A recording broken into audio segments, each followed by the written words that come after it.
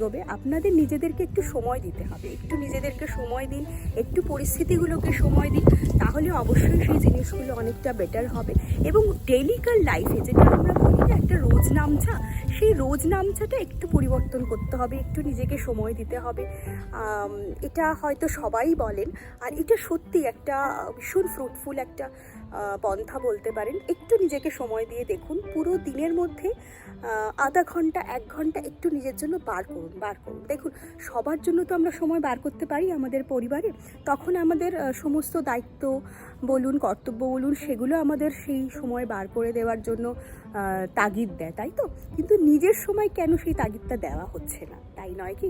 নিজের সময় কেন মনে হচ্ছে আরে ঠিক আছে না, হয়ে যাবে। এই যে কম্প্রোমাইজটা আমরা নিজের সাথে করতে শুরু করি না, তখনই বিবাদটা শুরু হয় নিজের সাথে এবং পরিবেশের সাথে, পরিবারের সাথে। তো সেটা একটু চেষ্টা করুন, একটু নিজেকে সময় দেওয়ার। রোজ দিনের মধ্যে 1 ঘন্টা, আধা ঘন্টা, 15 মিনিট